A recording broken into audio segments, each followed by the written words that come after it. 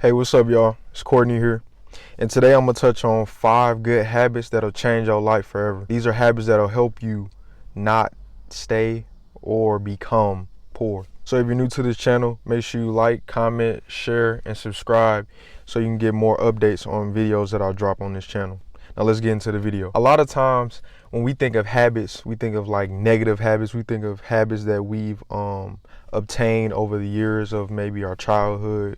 Maybe it's been passed down from generation to generation, like from your grandparents to your parents and now to you. You want to get to a point to where you turn those habits into like good, healthy, generational wealth, generational breaking habits. Part of the reason why I wanted to touch on this video is because habits, negative habits, I've obtained in my life has really scarred me, has really put me in a position in certain situations where I've stacked things against me, or it was already stacked against me and I didn't have any strong obstacle overcoming habits that could alter that situation, alter certain situations that I've experienced in my life so far.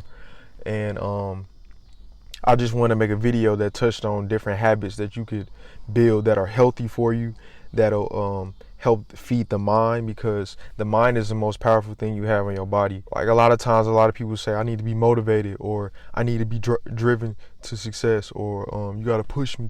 You can motivate a idiot or a stupid person. Like you can, if you motivate a stupid person, they a motivated stupid person.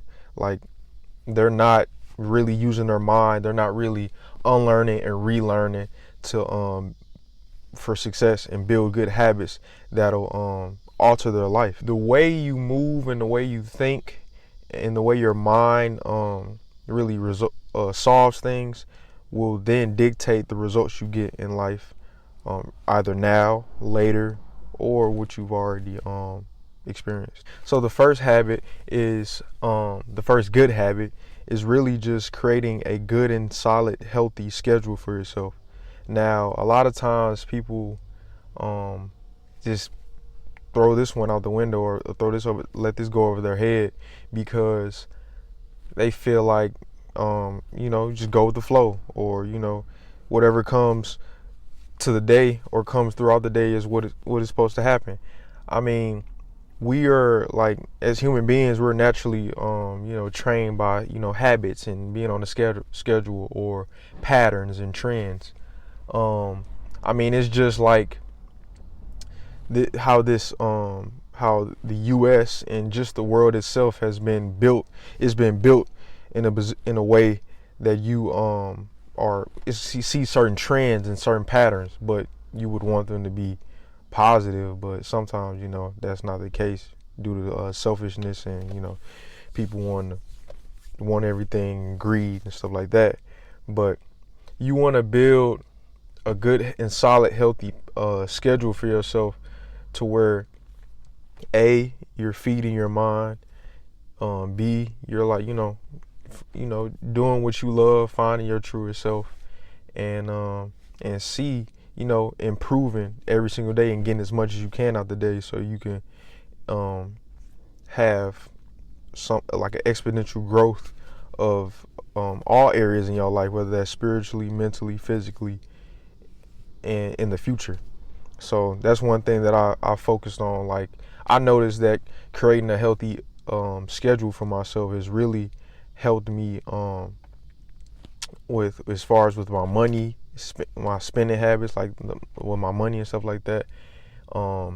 With I feed my mind like every day, like it's shortened certain things of me, shortened times where I would waste a lot of of my free time, instead of putting it to use, maybe reading a good book, or journaling, feeding my mind, or releasing things off my mind, and just stuff like that. So I've noticed, especially coming from poverty and coming from a poor, low income environment, it's been very hard for me to break those chains of just freeloading and trying to save money instead of always being a consumer, or just spending so much money. So I just wanted to one day, or one point in time, I just started to think, And a lot of times, like, my family members would get like mad at me for like questioning certain things, certain poor habits. And so I really just started to, think outside the box. And one way that you could figure it out is by having a set schedule that'll help you, get you more sleep and stuff like that. So really focus on that foundation. That's like the foundation right there, getting a good schedule to where you know what's going on in your day, and um, you can have a balanced life, especially when you're on grind mode and on hustle mode. So yeah. The second good habit that will really help you in life is meditating or just spending time with your thoughts and ideas. Um, I really think this has been very helpful for me because I would not really journal a lot, or I would not really spend time with myself trying to improve myself or put myself in great environments, healthy, empowering environments. So really taking the time, like right now, I'm really by myself, like making this video. It's been very healthy for me to, meditate, whether that's for like 15 to 30 minutes in the morning, listening to some peaceful music, um, like reading the Bible or reading something that's really positive, like motivational verses or something like that, or just sitting in silence in general. Um, I would notice sometimes I would get so angry and have so much tension over things that I cannot control, or my financial struggles, whether that's just due to the fact that my parents were like unfortunate to have certain things, or just me making silly mistakes or decisions. I would really not really sit back and reflect, and so I really think meditating, just sitting with yourself, being just one with everything, like you see the trees blowing and stuff like that, just taking a walk, it will really calm you down. It'll really help you like click, like a good idea may click for you, or that game plan you want to tackle, it may come even greater, or like you will 10x it. So for sure, I think one of the best habits when you're in a poor environment or around low income environments is to meditate, so you can find that gate or that passageway out, so you can keep growing, whether that's spiritually, mentally, emotionally, socially, all of that. Another good habit that you can build and obtain so you can move forward is your like management. Money management is key. Um, that's why we're in a capitalist society. Wherever you live at, money is something that we all need, and money in general is just something that can either make you or break you depending on how you control it. Like, don't let the money control you, you control the money. So money management has been a very, very like struggle for me, just to what I've been taught, where I've come from. Like, if you taught poor habits, you will then act and do those poor habits. Like, if you say I'm finna go spend more than what you have, like, I'm still working on that to this day. I'm perfecting it every single day, getting 1% better, which is a blessing, because it was at one point where I was buying so much food, like DoorDash, like during like 2 years ago. It was like I was just spending so much money on food. It was crazy. I was not really doing anything productive. I would watch YouTube or Netflix all day, watch Stranger Things and stuff like that on Netflix, and I would just spend my money so much on just like careless things and just food. And it was mainly food. See, obviously you get the gist of it. Um, it was kind of sad. I could have had a lot of money saved up than what I have now, but you live and you learn. But for sure, when you come from a poor household, you learn those habits. Those habits are very detrimental to you, because you could really tank off of those poor money management mistakes. So I'm glad I'm perfecting on it right now. I'm glad I've acknowledged it. That's one thing. When you acknowledge your problems, you can then face them. Like, it's like a mirror. You see them. And when you speak it, it's like, bro, you hear yourself. And it's like, dang, that's sad. Like, I'm really hurting myself.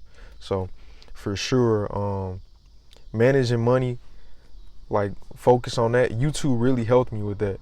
Like, me just searching up how to save, or how to budget, or how to put my money in certain envelopes so I can section it off.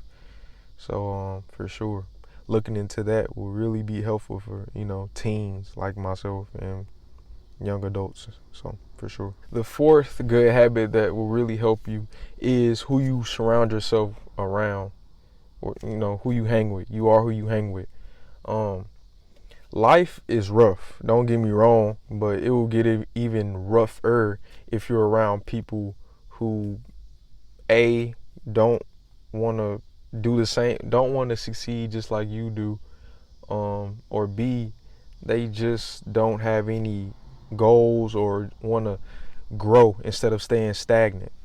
So for sure, that's another thing that really can really help you, like, move forward, is not hanging around people who are not like-minded.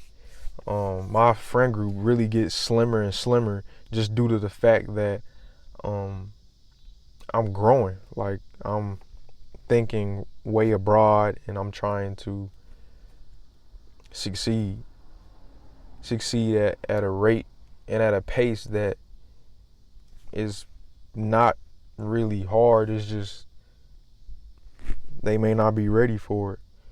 So I don't really shame people. I just show people by my actions that I'm really serious about changing and growing. And that starts with myself. I have to really show myself, and then, and only then, those like-minded people will attract, and it will come towards me, and we will all flourish. So you have to surround yourself with positive-minded people who are expanding their mind, who are trying to grow, who speak wealth and success and love and peaceful thoughts and ideas around you. So that's what I'm trying to do each and every day. And the last good habit that will help you change your life for the better and get you out of that poor environment you may be in is doing what you love. Like, that's one question you should, write down or ask yourself one day, sitting with yourself. What do you love doing? Is it something that everybody else is doing, which really blinds you from even knowing who you are or what's your identity? A lot of times people shame or shun people who are doing things differently. Really, those people are the game changers, the ones who think outside the box, who has their own wave or their own idea. So what do you love doing? That's your question. Like, I would ask myself that question a lot of times, because I would put myself in environments that everybody else thought was cool, just because, and sometimes you just got to do what's best for you. Like, doing what you love and what you truly want to do in life will really not feel like it's being forced, or feel like a drug, or feel like it's being pushed upon you. So really sitting with yourself and figuring out what's best for you will really help you be the most dominant person ever. Like, you will be one of those persons, like, I'm really him or I'm really her. So for sure, just sitting with yourself and just figuring out, like, what do you love doing, and put yourself around those people, around that action or thing or doing, and you'll be just fine. If you haven't already, make sure you like, comment down below any questions you may have. I may make a video on it and answer that question for you. Make sure you subscribe so you can get notified when I drop my next video. But hey, you do whatever you want to do. It's all up to you. All love. Appreciate y'all.